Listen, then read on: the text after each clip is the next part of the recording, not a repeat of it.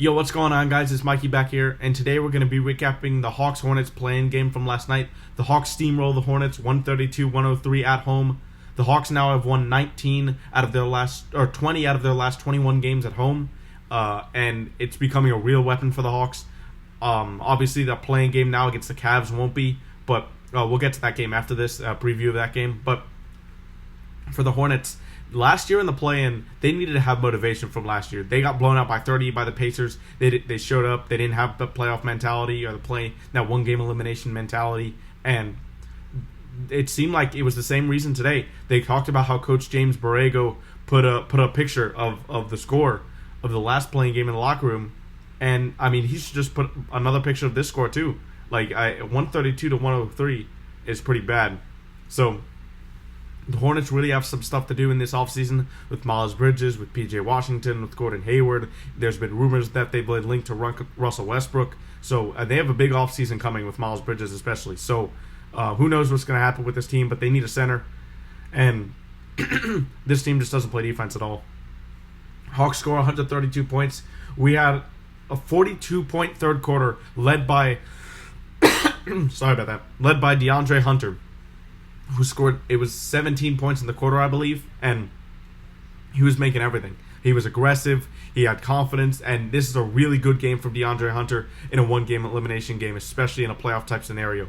Because here's the thing, DeAndre Hunter, if he's confident, I mean, he can go to the basket at will, and especially with his size, and he has great strength for at the three position, at the small forward. So if you get a confident DeAndre Hunter like this, it's scary. The star comparison, Trae Young and LaMelo Ball in the first half, they both were shooting terribly. I believe both of them were 3 for 13 for the field in the half. They came out in the second half, performed better, but LaMelo ended up with 26 points. Don't see that as happening. He had a great game. He got a lot of those. He got a lot of those points in the second half. When this game was over, stat padding, and that was something. But in the second half, drama unfolded. Miles Bridges got angry, turned the ball over. DeAndre Hunter completely locked him up the entire night. Only scored 12 points. Was a team high minus 30. And he got ejected, threw his mouthpiece at a fan and hit a girl in the stands. But after the game, he definitely took account of his actions and wanted to reach out to the girl. So that's nice for Miles Bridges. He got a $50,000 fine from the NBA for that. So Miles Bridges got to contain his anger there, but regardless, the game was over, even if he could stay in the game. P.J. Washington had hurt the Hawks really in the pick-and-pop game, especially in the first half, but I was surprised. The Hornets didn't really go back to it. He had 17 points, was 3 for 5 from 3, but they didn't really look to go to P.J. Washington pick-and-pop that much, which I thought was an interesting call from James Borrego or LaMelo Ball, whoever did that. But there was just really nothing from the Hornets good this game, in terms of on the defensive side of the ball or with the offensive ball. They only scored 103 points. Hawks played great defense. They didn't allow one 30-point quarter. And in contrast, the Hawks had a 32-point quarter and a 42-point quarter. The lowest quarter the Hawks had was 28. So that just shows how bad the Hornets defense is, and that starts by getting a center. For the Hawks, everybody chipped in for this game. Okongwu off the bench wasn't great, but he'll have better games than this for sure. Other than that, everybody else was fantastic. There's not any complaints from any of the Hawks. Everybody was great. Gallo was great. DeAndre Hunter was great. Capela was dominant against Mason Plumlee. Absolutely destroyed him. Trae Young was great in the second half, 24 and 11. And this was a bad Trae Young game, and we still won by almost 30. That's the scary part for the Cavs too. Kevin Huerter, but the Cavs aren't like the Hornets. They play defense, so definitely going to be a different game. Kevin Huerter, 30 minutes, 13 points. Bogdanovich, 13 points off the bench. Everybody had a great game. DeLon Wright chipped in for 8 points too, and so did TLC. So great games all around from the Hawks. On to the box score. P.J. Washington at 38 minutes, 17 points, 2 blocks, 1 steal, 2 assists, 6 rebounds, 7 of 10 from the field, 3 of 5 from 3. Like I said, he was having a great game. I think they should have gone to him more. Miles Bridges at 30 minutes, 12 points, 1 block, 4 assists, 4 rebounds, 5 of 11, 0 of 4 from 3. And DeAndre Hunter was the biggest part of that. Absolutely put him in the dungeon. And there's no other ways to express it. Miles Bridges was clamped up. That was it. Mason Plumlee only played 11 minutes. He was not good at all. 3 points, 2 assists, only 4 rebounds. That's just how Clint Capela dominated him. LaMelo Ball, 38 minutes, 26 points, 8 assists, 5 rebounds, 1 steal, 14 from 3, 7 of 25 from the field. Those shooting numbers were abysmal, but like I said, LaMelo Ball got a lot of points in that second half, a lot of it stat padding when the game was already over, but still getting his stats up. Terry Rozier in 36 minutes, 21 points, 5 turnovers, 3 assists, 4 rebounds, 8 of 22 from the field, 2 of 8 from 3. I mean, it's just showing how good the Hawks defense was. 31% from 3, 37% from the field was the Hornets' total numbers. So that just shows how good the Hawks played. They've been the 11th ranked defense over the past 2 weeks. Number 1 offense. I mean, we're poised to make a run if we keep playing like this.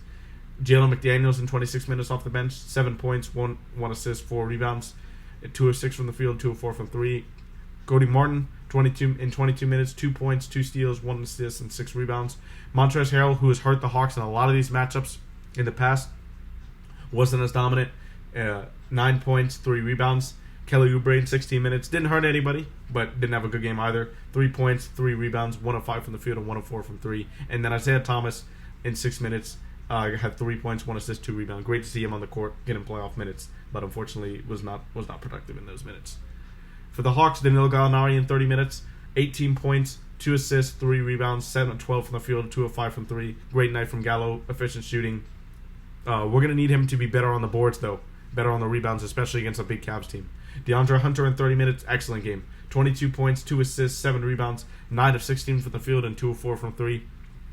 If we can get, not even needing 22 points, if we can get 14 to 17 points a game from DeAndre Hunter, that's going to be great. The way Kevin Huerter, Bogdan Bogdanovic, and Capela are playing now, if we get like 14 to 17 from Hunter every night, we should be good. Capela in 29 minutes, 15 points. In only 29 minutes, he got this stat. 15 points, 3 blocks, 2 steals, 17 rebounds, and 3 assists. 6 and 9 from the field as well. So Clint Capela was also finding his shooters too at the end. He wasn't on the roll just saying, okay, this is my ball, let me go try and dunk this or make a layup. No, he was finding the shooters too outside, which was awesome to see. Capela just played a perfect game. Couldn't been any better.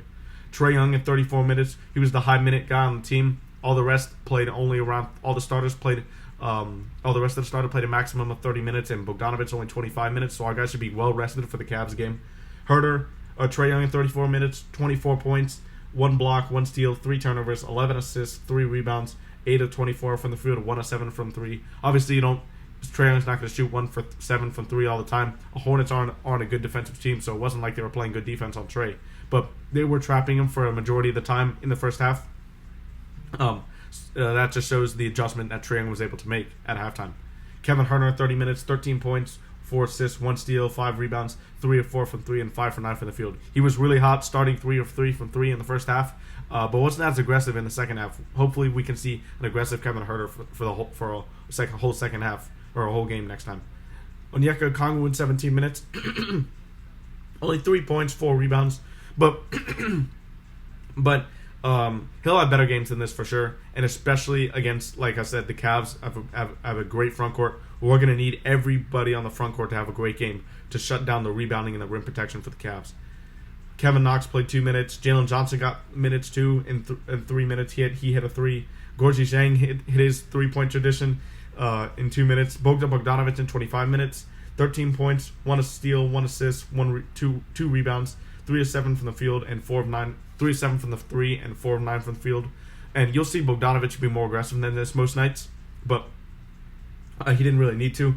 Every single Hawk besides DeLon Wright actually was in negative plus minus, and Onyeka Okongwu actually was there, but only -2, -1. That just shows how the Hawks dominated this game. DeLon Wright in 19 minutes was good though. 8 points, 4 assists, 5 rebounds. Didn't get a steal surprisingly, but 3 of 4 from the field, 1 of 1 from 3. Chipped in on the offensive end when he didn't have his usual steal numbers. So good to see from DeLon Wright.